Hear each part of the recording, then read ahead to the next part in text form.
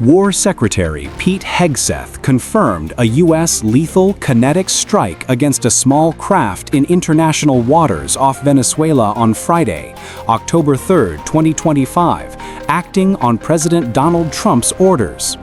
The post on X included video of the attack and said 4 men aboard, described as narco-terrorists, were killed while transporting substantial narcotics toward the United States within U.S. Southern Command's area of responsibility.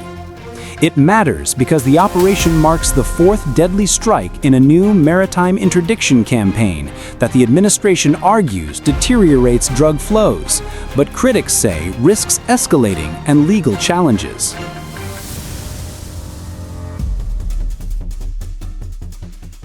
The platform responsible for the strike was not identified. Officials had previously suggested that aerial imagery released after earlier incidents could correspond either to a remotely piloted aircraft or to a helicopter operating from a maritime staging area. An earlier account, citing a senior U.S. official, noted that a previous engagement had been carried out by an MQ-9 Reaper or an attack helicopter. That hypothesis aligns with the short video clip released this time, which shows a fast craft destroyed by a single precise strike.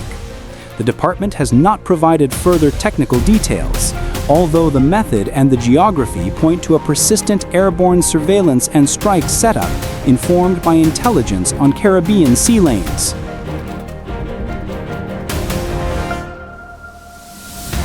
If an MQ-9 Reaper was used, its usual armament for maritime interdiction matches what the video suggests. The Reaper typically carries the AGM-114 Hellfire, a laser-guided missile suited to small moving targets, and it can also employ guided bombs from the GBU-12 Paveway 2 or GBU-38/54 JDAM families when weather and targeting conditions allow.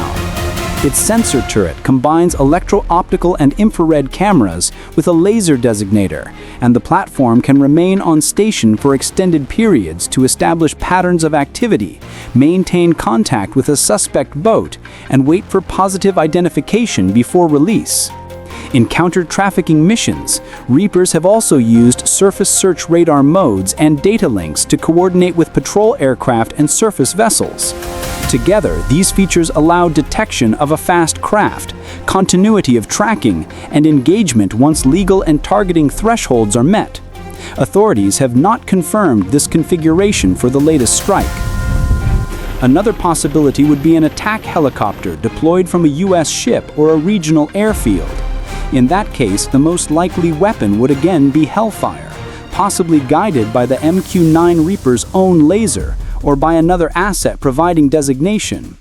Rotary wing platforms offer a flexible option when the target appears near friendly maritime forces, and conditions favor a shorter range shooter. They also allow rapid re-attack and visual confirmation at low altitude, with the trade-off of reduced endurance. In both cases, the aim is to stop a small, fast boat decisively with the precision munition, while limiting risk to other shipping in busy international waters. U.S. administration presents these actions as a series of targeted strikes against groups linked to cartels and officially designated as terrorist organizations. Since the first announcement in early September, several engagements at sea have occurred that have targeted narco-traffickers' vessels exclusively. The government frames the approach as preventative, arguing that boats traveling along known trafficking routes pose an imminent threat to Americans, and that interdiction at sea is both lawful and necessary. The tactical picture relies on layered intelligence. Authorities explain that these craft follow established corridors from Venezuelan coasts and nearby islands into the Caribbean, sometimes skirting the boundary between territorial seas and the high seas to complicate pursuit. Endurance platforms track targets from initial detection through the terminal phase. In practical terms, this requires long on-station times, data from multiple sensors, and coordination with agencies responsible for maritime law enforcement, even when the outcome is not visit and search but a military strike.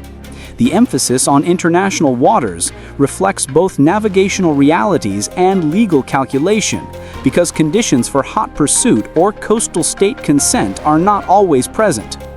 The legal and political debate remains active. The White House has notified Congress that the United States is engaged in a form of non-international armed conflict against designated cartel entities, using that framing to justify the use of force under the law of armed conflict. Lawmakers and legal scholars contest both this characterization and the level of transparency regarding evidence connecting specific individuals on board to terrorist activity, warning about the risk of extrajudicial killings and escalation with regional governments. Human rights organizations have voiced similar concerns after previous strikes.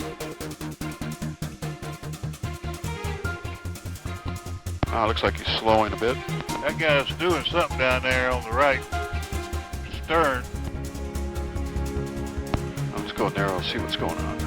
He's slowed down to about 2 knots now. Yeah. Yeah, he's doing You got something. coordinates? North 1509, 8319er. 1509-8319. That guy right there on the starboard side is doing something there. He just got up. Looks like the driver's on a set.